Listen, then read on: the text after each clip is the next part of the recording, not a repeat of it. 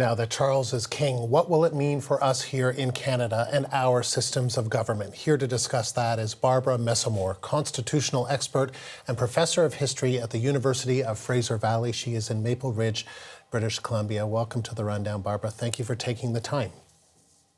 Yeah, it's good to be with you. So Charles is now king. What are the immediate changes we might see happen in Canada within our government and parliamentary system? Well, I think in the initial days, these are days to mourn the Queen. And, listening to Charles's very moving speech, once again, it's clear that that's the center point of the immediate days to come, as it should be, to honor her service and her dedication over all these years. At the same time, I think, the expression is the Queen is dead, long live the King. And so the real message, I think, is one of continuity. And I think that came through in Charles's speech, that he had a nod to history. He talked about his constitutional duty as sovereign. And I suppose one of the things that's difficult about all this when we start thinking about changes, I mean, yes, there'll be some practical changes. Queen's Council will be King's Council, this sort of thing. I understand that in the middle of one citizenship ceremony yesterday, they had to stop and change the oath that the new citizens of Canada were giving to our new head of state. My point is that I think that we tend to conflate the function of the crown with the person of the sovereign. And I think it's very understandable that we should do that, because for most of us, Queen Elizabeth is the only queen we've ever known, and she is the crown.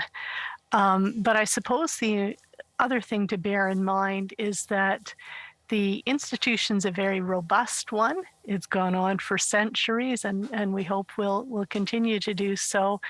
And so even though the Queen, or in this case the King, makes that function concrete, the crown itself as the functional heart of our parliamentary democracy is what continues.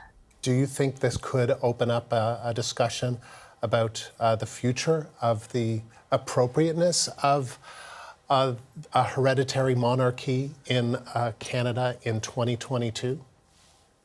Yeah, I think inevitably that's so. I think, those discussions are perennial. And of course, they've perhaps, the fact that the Queen herself is so personally popular and beloved around the world has perhaps dampened down any Republican spirit.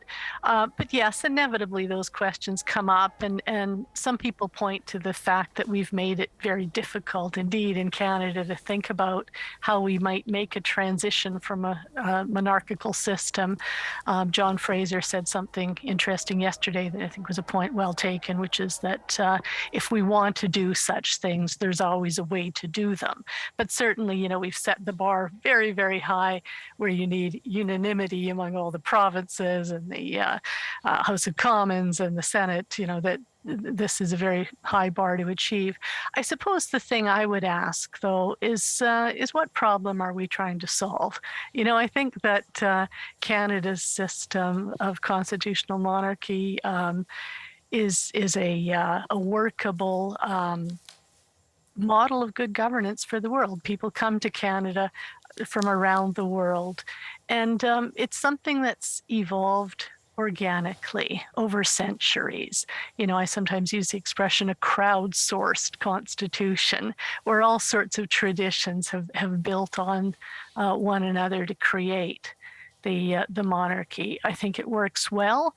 I think our separation of having or a system rather of separation of head of government and head of state helps to ensure legitimate government, and I think it works. Barbara, appreciate you taking the time. Thank you very much. Yeah, it's my pleasure. Barbara Messamore is a constitutional expert and professor of history at the University of Fraser Valley. She joined us in Maple Ridge, BC.